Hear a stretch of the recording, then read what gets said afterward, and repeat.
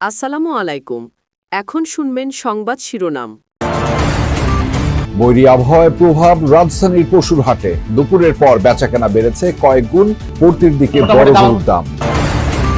শেষ মুহূর্তে প্রিয়জনের সাথে ঈদ করতে রাজধানী ছেড়ে যাচ্ছে মানুষ। সড়ক মহাসড়কে অনেকটাই কমে এসেছে যানবাহনের জটলা, দিনভর বাড়তি ভাড়া আদায়ের অভিযোগ। লাব্বাইক আল্লাহুম্মা লাব্বাইক ধ্বনিতে মুখর হচ্ছে ঐতিহাসিক আরাফাতের ময়দান। দুপুরে হজের খুতবায় করা হবে মুসলিম উম্মার শান্তি কামনা। আগুনে সর্বস্ব হারিয়ে দিশেহারা মিরপুরের কালশি বস্তির বাসিন্দারা ঘুরে দাঁড়াতে চান সরকারি সহায়তা। আটক ব্যক্তিকে জিজ্ঞাসাবাদ করে কারণ উদ্ঘাটনের দাবি। এতক্ষণ শুনছিলেন সংবাদ শিরোনাম, এবার বিস্তারিত। ঈদের সব খুশি মিশেছে হাটের পথে। রাজধানীর স্থায়ী অস্থায়ী প্রতিটি হাটেই পশু বেচাকেনার হিড়িক। হাটডাকে ক্রেতা আকর্ষণের চেষ্টা বিক্রেতাদের। ক্রেতারাও দেখাতে চান দাম দরে মুনশিয়ানা, আর মুষলধারে বৃষ্টির কারণে তড়িঘড়ি করে বিক্রি করতে চান ব্যাপারীরা। বৃষ্টির পানি আর কাদায় মাখামাখি অবস্থা কুরবানির হাটে। দিয়াবাড়ি কুরবানির পশুর হাটে যেমন আনন্দের খবর রয়েছে, তেমনি মন খারাপের খবরও কিন্তু রয়েছে। আনন্দ তাদের যারা আজকে এখন পর্যন্ত গরু কিনতে পেরেছেন এবং কিনে বাড়ি নিয়ে গিয়েছেন, এবং মন খারাপ হলো এখানকার বিক্রেতা অনেকে রয়েছেন, অনেকে অনুযোগ করছেন যে তাদের যে দাম তারা বা খরচ যে যতটুকু হয়েছে গরুর, সেই খরচটি তারা তুলতে পারেননি, অনেকে অভিযোগ করছেন। আবার অনেক ক্রেতা বলছেন তাদের যে বাজেট ছিল, যে বাজেট নিয়ে তারা বাজারে এসেছেন, সেই বাজেটেই অনেক গরু তারা পেয়েছেন, কিনে নিয়ে যাচ্ছেন, আনন্দ করছেন। এটা তাদের আনন্দের খবর। তবে দুই পক্ষেরই অনুযোগ রয়েছে, কেউ দাম বেশি বলছেন, কেউ কম বলছেন। তবে আমাদের কাছে সার্বিক দেখে বিকেল থেকে আমরা এখানে অবস্থান করছি, আমাদের কাছে মনে হয়েছে দুপুরে কিছুটা দাম বেশি ছিল, বিকেলের পরে দাম কিছুটা কমেছে। মূলত এখানে ব্যবসায়ী যারা রয়েছেন, কৃষক যারা রয়েছেন, তারা বলছেন সকালে বৃষ্টি হয়েছে, দুপুরে বৃষ্টি হয়েছে, খোলা আকাশের নিচে তাদের এই গরুগুলো রাখা হয়েছে, অনেক গরু অসুস্থ হয়েছেন। পাশাপাশি যারা বিক্রেতা রয়েছেন তারা বলছেন সময় তো বেশি বাকি নেই, আজকে সারা রাত বিক্রি হবে, কালকে বিক্রি হবে, পরশুদিন যেহেতু ঈদ, সেক্ষেত্রে আজকের মধ্যে অনেকে বিক্রি করে যেতে চান, সে আশা প্রকাশ করছেন।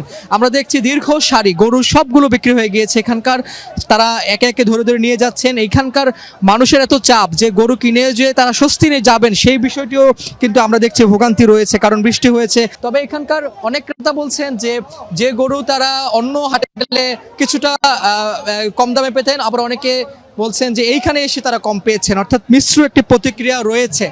তবে রাতে যেহেতু রাতের এই ভিড় রয়েছে, ক্রেতা বিক্রেতাদের সমাগম রয়েছে, বিকেলের পরে অসংখ্য মানুষ এসেছে। প্রিয়জনের সাথে ঈদ আনন্দ ভাগাভাগি করতে ঘরমুখো মানুষ যে যেভাবে পারছেন ধরছেন বাড়ির পথ। দিনভর বৈরী আবহাওয়া উপেক্ষা করেই রাজধানী ছেড়েছেন অনেকেই। অনেকদিন পর সদরঘাটের সেই চিরচেনা মুখ, যেই মানুষের কোলাহল, সেই ভিড় আমরা দুপুর থেকে দেখতে পেয়েছি। দক্ষিণাঞ্চল মানুষের ঘরমুখো যে বাড়ি ফেরার যে ভিড়, সেটা দুপুর থেকেই ছিল। প্রায় মানুষের সব লঞ্চই মানুষের অন্যরকম একটা ভিড় ছিল, কিন্তু সন্ধ্যার পর আস্তে আস্তে ভিড় কমতে শুরু করেছে, এবং বলতে গেলে দুপুরের পরে বেশি অংশ মানুষ লঞ্চের মাধ্যমে বাড়ি ফিরছে। এবং আমরা যতটুকু জানতে পেরেছি যে সকাল থেকে এ পর্যন্ত প্রায় 82টি লঞ্চ ছেড়ে গেছে। এখনো রাতে আরো 10 থেকে 15টি লঞ্চ ছেড়ে যাওয়ার কথা রয়েছে। এবং যাত্রীদের সাথে আমরা কথা বলছি, যাত্রী এখানে বলছেন যে অন্য বছরের তুলনায় এবার স্বস্তিতেই তারা বাড়ি ফিরতেছেন, এবং লঞ্চে কোনো ধরনের কোনো হেচেল বা কোনো ধরনের ভোগান্তির তারা শিকার হননি। কিন্তু বৈরী আবহাওয়ার কারণে কিছুটা বেগ পেতে হয়েছে, যানজটের কারণে বা অন্যান্য সমস্যা। বৃষ্টিতে ভিজে অনেকে আমরা দেখেছি যে অনেকে বৃষ্টিতে ভিজে লঞ্চে উঠছেন বা বাড়ি ফিরতে তাদেরকে দেখা গেছে।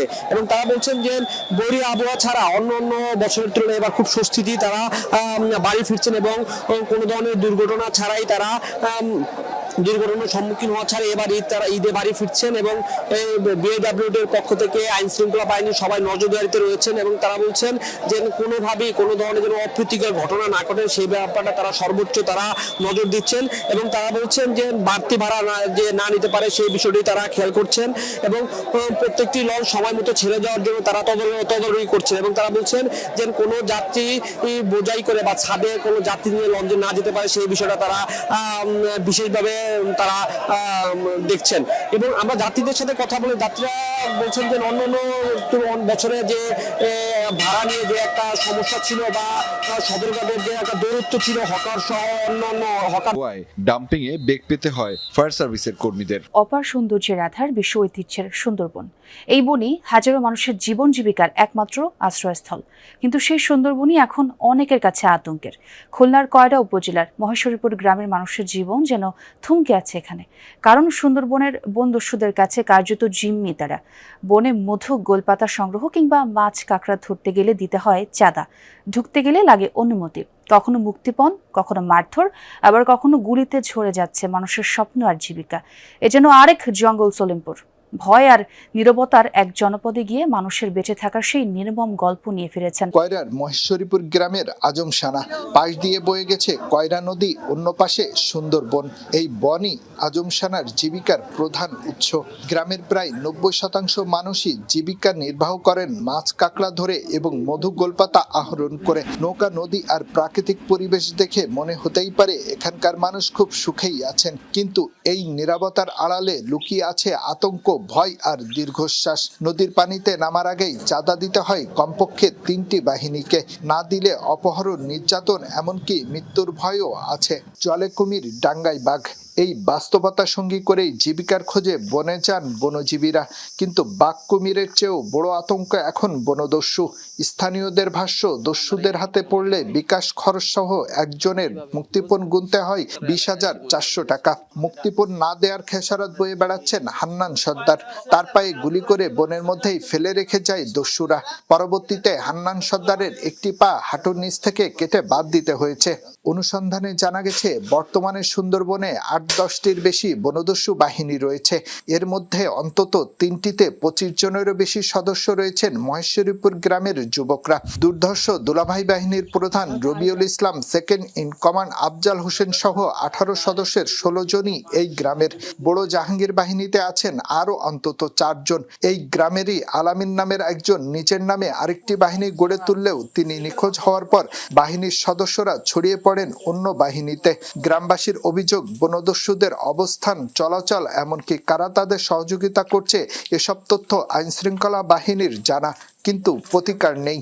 তবে পুলিশের দাবি, বনদস্যুদের তৎপরতার কথা শুনলেও কোনো ভুক্তভোগী আনুষ্ঠানিক অভিযোগ করেননি। পাইকগাছা ও কয়রা উপজেলা নিয়ে গঠিত খুলনা 6 আসনের জামায়াত দলীয় সংসদ সদস্য আবুল কালাম আজাদকে পাওয়া যায় মহেশ্বরীপুর ইউনিয়ন পরিষদে। তার কাছে বনদস্যু দমনের বিষয় জানতে চাওয়া হয়। সুন্দরবনের প্রায় সবকটি বাহিনীর আত্মসমর্পণের পর কিছুটা স্বস্তি ছিল, কিন্তু আবারও দস্যুদের দৌরাত্ম্য। কবে মুক্তি মিলবে প্রশ্ন এখানকার মানুষের। টাঙ্গাইলের সড়ক দুর্ঘটনায় নিহতদের মরদেহ নওগাঁয় গ্রামের বাড়িতে পৌঁছেছে। সোমবার ট্রাক উল্টে নিহত 15 জনের মধ্যে 11 জনের বাড়ি নওগাঁ জেলায়। এর মধ্যে একই গ্রামের আছেন 6 জন। রাজেন্দ্রবাটি ডেবরা গ্রামে আছেন সহকর্মী শফিক ছোটন, তার কাছ থেকে বাকি খবরটা জানবো। শফিক, মরদেহগুলো কখন পৌঁছেছে, জানাজা ও দাফনের সময় কখন নির্ধারণ করা হয়েছে?